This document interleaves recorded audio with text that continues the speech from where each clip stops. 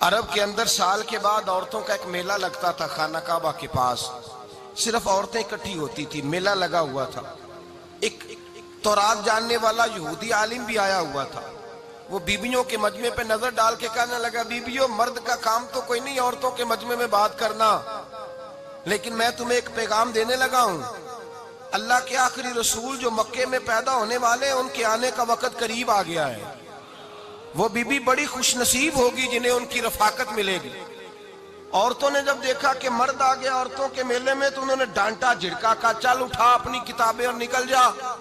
حضرت خدیجہ کہتی ہیں باقیوں نے ڈانٹا پر میں نے بات پلے سے باندھ لی، میں نے پلے سے باندھ لی اور میں انتظار کرنے لگی کہ اللہ کرے وہ نصیب میرے ہی ہو، اللہ کرے مقدر میرا ہی کھلے۔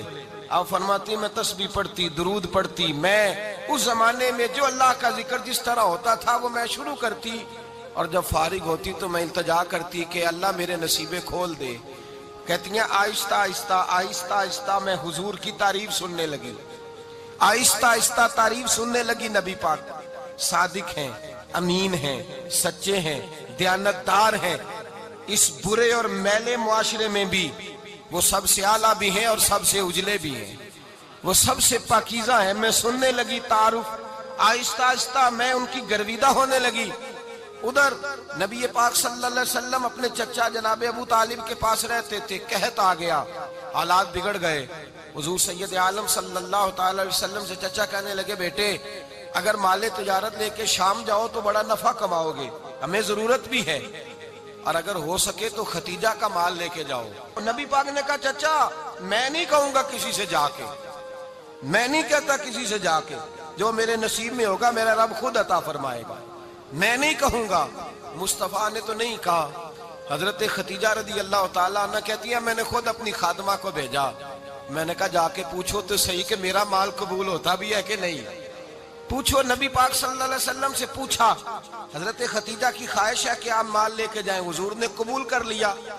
جناب خدیجہ الکبریٰ رضی اللہ تعالیٰ عنہ کے غلام تھے، میسرہ ان کا نام تھا، جناب خدیجہ نے ان کو ساتھ بھیجا، فرمایا تین باتیں ارشاد فرمائی۔ ایک تو فرمایا سارا رستہ غور سے دیکھنا میرے نبی کے ساتھ کیا معاملات درپیش ہوتے ہیں، ابھی اعلان نبوت نہیں کیا، فرمایا ذرا غور کرنا، میرے مصطفیٰ کا مطالعہ کرنا اور مجھے واپس آ کے سبق سنانا، وہ جو تم نے چہرہ بددعا کی تلاوت کی ہو ذرا مجھے واپس آ کے سنانا۔ جنہاں نے دل بر جانی ڈٹھا ہو وکھیاں ہی تک لیاں، تو ملے ہوں تے ساجن ملیا ہوں ناساں لگ پئیاں، ذرا جا کے نا تلاوت کرنا اور مجھے دکھ۔ اور دوسرا فرمایا تم میرے غلام ہو تو مصطفیٰ کے بھی غلام بن کے رہنا، میں سنتی ہوں کہ کردار کے، افکار کے، نظریات کے، عظمت کے بلند و بالا، وہ جیسے کہیں ویسے کرنا۔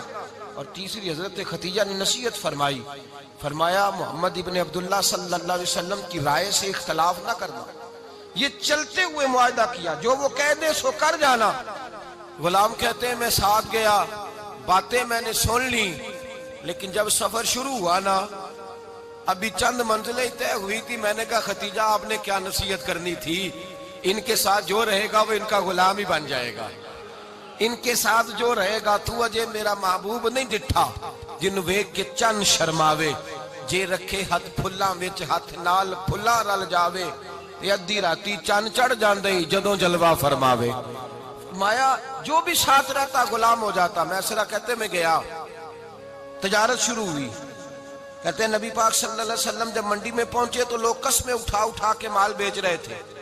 اللہ کے محبوب جب گئے نا تجارت کرنے تو ایک آدمی کہنے لگا چلو معاذ اللہ بتوں کے نام تھے لات و منات، کہنے لگا لات کی، عزا کی، منات کی قسم اٹھاؤ، تو نبی پاک فرمانے لگے ان کی قسم اٹھاؤں جن کا میں نام لینا بھی پسند نہیں کرتا، ابھی اعلان نبوت نہیں کیا، اور فرمایا ویسے بھی میں قسم دے کے مال نہیں بیچتا، خریدنا ہے تو خریدو، نہیں خریدنا تو نہ خریدو۔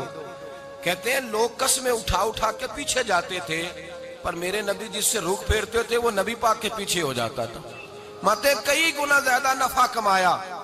ہم رستے میں تھے، حضور ایک درخت کے نیچے آرام کرنے لگے، ایک عیسائی راہب غار میں بیٹھا تھا، نکل کے آ گیا، مجھ سے کہنے لگا مجھے وہ جانتا تھا، میں سرا یہ کس کو ساتھ لائے گا، یہ کون ہے؟ میں نے کہا اہل قریش کے ایک معزز آدمی ہے۔ کہنے لگے یار جس درخت کے نیچے یہ لیٹے ہوئے ہیں یہاں عام آدمی نہیں لیٹ سکتا، یہاں وہی لیٹے گا جو اللہ کا سچا رسول ہوگا۔ یہاں دوسرا کو لیٹ ہی نہیں سکا. یہ رسول ہے، ان کا خیال رکھنا. کاش میں اس وقت تک زندہ رہوں جب یہ نبوت کا اعلان کریں. میسرہ کہتے ہیں میں غلام ہو گیا. نبی پاک صلی اللہ علیہ وسلم کی ادائیں مجھے بھانے لگیں. جب واپسی پہ نکلے تو گرمی بڑی شدید تھی. فرماتے ہیں جب دھوپ تیز ہوتی تو بادل کا سایہ آ کے حضور پہ سایہ کر دیتا. بادل کا ٹکڑا نبی پاک پہ. اللہ جانے کہاں بیٹھ کے لوگوں نے کتابیں پڑھی ہیں جو کہتے ہیں 40 سال کے بعد نبی بنے تھے. پتہ نہیں کہاں بیٹھ کے کتابیں پڑھی ہیں. ہم نے تو جو سیرت پڑھی ہے وہ بتاتی ہے کہ تیری حیات پاک کا ہر لمحہ پیغمبر لگے، ہر لمحہ پیغمبر لگے. یہاں تو وہ لوگ جو کئی سال پہلے 20 اور 25 سال پہلے حضور سید عالم صلی اللہ علیہ وسلم کی رفاقت میں رہے وہ اعلان کر لوگ پتہ نہیں کہاں بیٹھ کے کتابیں پڑھتے ہیں، کہاں بیٹھ کے. میرے نبی پاک سے صحابہ نے پوچھا حضور آپ کب نبی تھے؟ فرمایا ابھی آدم کی مٹی گوندی جا رہی تھی، ابھی آدم کی مٹی گوندی جا رہی تھی، میں تب بھی اللہ کا رسول تھا. میرے بھائی نبی رحمت سید عالم صلی اللہ علیہ وسلم کے غلام حضرت ختیجہ کے غلام کہتے ہیں واپس آیا. اور پہلے بھی کئی دفعہ حضرت ختیجہ کا مال گیا تھا، بڑے نفع آئے تھے، پر جو نفع اس سال آیا وہ پہلے کبھی نہیں آیا تھا. کہتے ہیں مجھ سے حضرت ختیجہ کی سہیلی بھی بیٹھی تھی، میں بھی آ گیا. اور جناب ختیجہ کی سہیلی کہنے لگی چل مال کے بارے میں کچھ بتا، کتنا بکا؟ میں نے کہا مال چھوڑو، مصطفیٰ کی سنو. اور پھر کہتی چلو ٹھیک ہے، بادل سایہ کرتا تھا، چلو ٹھیک ہے. تم سے راہب نے پوچھا تھا یہ صحیح ہے، انہوں نے تیری سارے رستے بڑی خدمت کی، تیرا بڑا خیال رکھا، پر یہ بھی بتا تجارت کیسے ہوئی؟ تو میسرہ کہنے لگا زندگی میں نے بھی ساری گزار دی ہے، پر اس رسول کے ساتھ 4 دن ہی گزارے ہیں. حد ہو گئی مجھ سے، اور کچھ نہ پوچھو، اور کچھ نہ پوچھو. آ میرے دل آمنہ کے لال کی باتیں کریں، اور کچھ نہ پوچھو، بس ذکر ان کا چھیڑیے ہر بات پر، اور چھیڑنا شیطان کا عادت کیجئے. بس مجھے حضور کے تذکرے بیان کرنے ہیں، ذکر مصطفیٰ کرنا ہے. حضرت ختیجہ الکبریٰ بڑی متاثر ہوئی. کہتی ہیں مجھے درجنوں لوگوں نے پیغام نکاح دیا تھا پر میں نے سنی نہیں تھی. میں نے نفیسہ کے ہاتھ پیغام بھیجا. میں نے کہا میری عمر 40 سال ہے، ان کی 25 سال ہے، اور میرا اعمال اور طرح کا ہے. وہ شہنشاہ ہے، جا کے پوچھو تو صحیح، بھلا میں قبول ہوتی ہوں؟ پوچھو. نفیسہ کہتی ہیں میں آئی تو وہ خاتون جن کے لیے لوگ بڑے بڑے قریش پیغام دیتے تھے، پیغام لے کے آئی. تو رسول پاک نے عجیب رنگ بیان کیا اپنی سیرت کا. جب میں پہنچی میں نے کہا ختیجہ نکاح کرنا چاہتی ہیں؟ نفیسہ کہتی ہے میرا خیال تھا کہ کوئی اور ہوتا تو کرسی سے اٹھ کھڑا ہوگا، فوراً کہے گا اچھا جلدی کرو بات کرو. جب میں نے آ کے کہا نا حضور ختیجہ نکاح کرنا چاہتی ہے، تو نبی پاک نے میری طرف دیکھا، فرمایا وہ کہتی ہے کہ تم کہتی ہو؟